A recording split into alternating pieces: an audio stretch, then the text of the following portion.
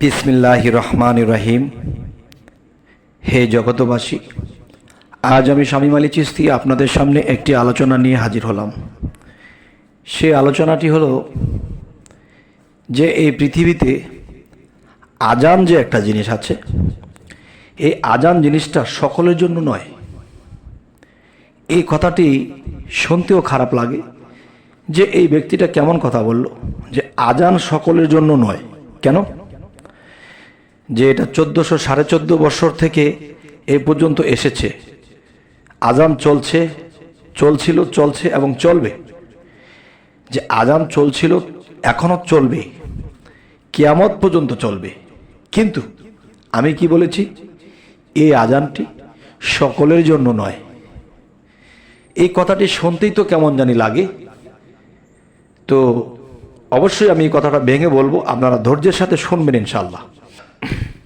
কথাটি হলো, দেখবেন একটু লক্ষ্য করে যে আমার কথাগুলো মিল পড়ে কিনা।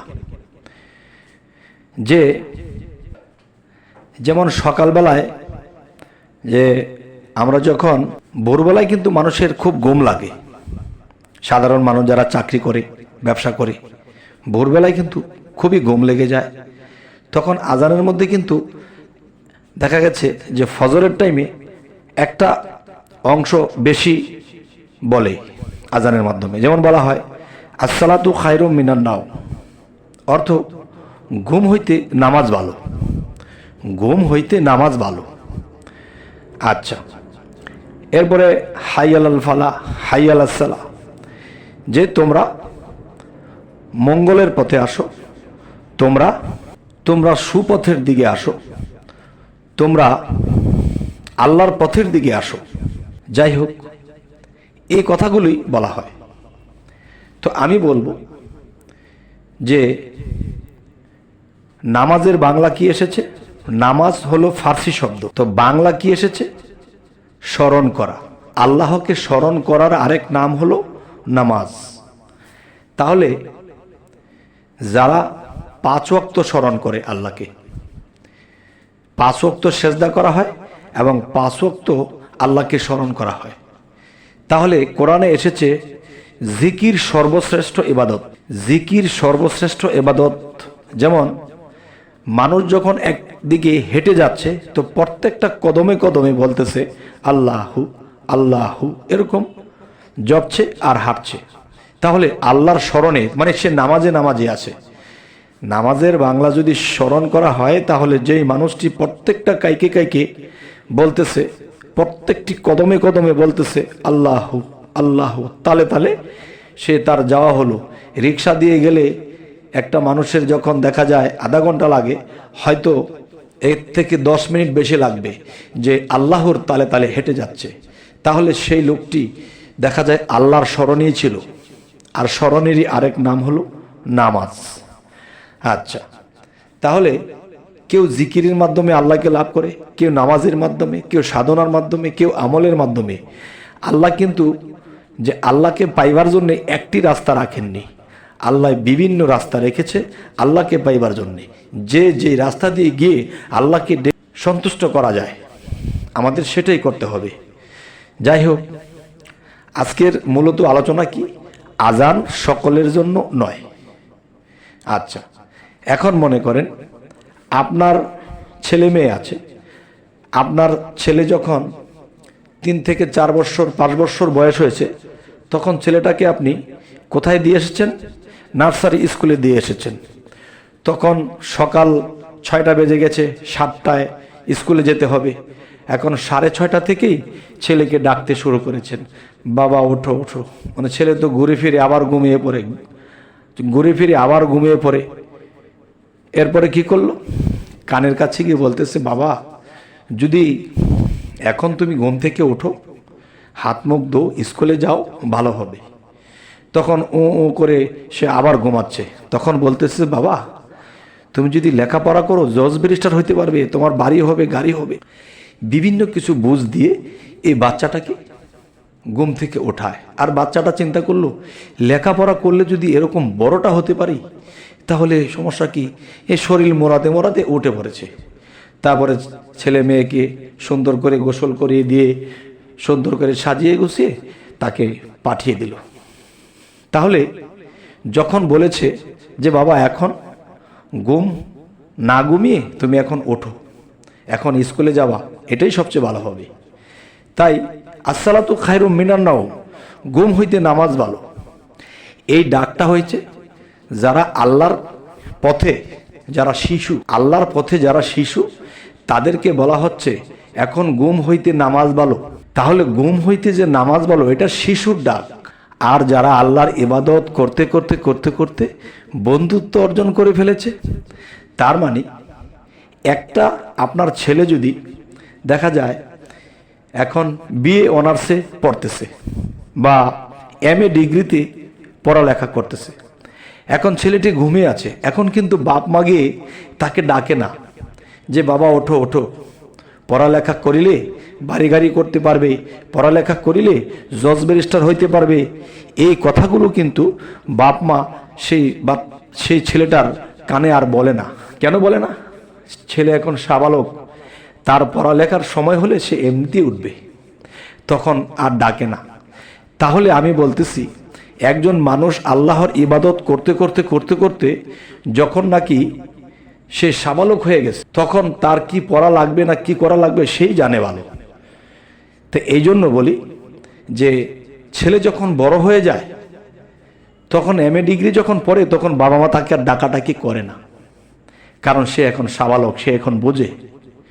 তাই আমি বলবো যে আমরা 80 বছর বয়স হয়ে যায়, 90 বছর বয়স হয়ে যায়, তারপরেও কিন্তু আমরা আজানের আশায় থাকি।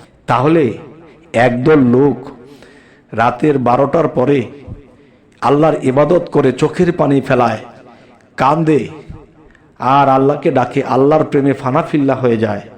তখন দেখা যায় যখন রাতের 4টা 4:30 বেজেছে, তখন তিনি একটু নিদ্রায় গিয়েছে। তাহলে বোঝা গেল কি, রাতের 12টার পর থেকে আল্লাহর প্রেমে ফানাফিল্লা, বিভিন্ন নামাজ, বিভিন্ন দুরূদ, বিভিন্ন সাধনা, সে মত্ত হয়ে আছে।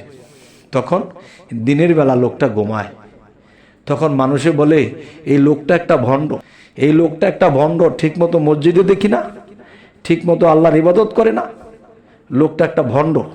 কিন্তু এই লোকটা আসলে ভণ্ড না, এই লোকটার মধ্যে চণ্ডবিণ্ড আছে, কিন্তু আমরা ভণ্ড বলে যাচ্ছি। কিন্তু লোকটা রাতে ঘুমায় না, আল্লাহর ইবাদতে সারা রাত্রি কাঁদে। আর আল্লাহ কি বলেছে? যে সারা বিশ্বের সমস্ত অফিস আদালত বিকেলে বন্ধ হয়ে যায়, সন্ধ্যার আগে আগে সমস্ত অফিস আদালতগুলো বন্ধ হয়ে যায়। আর আমার অফিসটা আমি রাতে 12টা 1টার পরে আমার অফিস খুলি। সেটা কোথায়? আল্লাহ কি বলেছে? যে 4th আসমানে বা 4 নম্বর আসমানে আমি আমার সিংহাসনে বসি।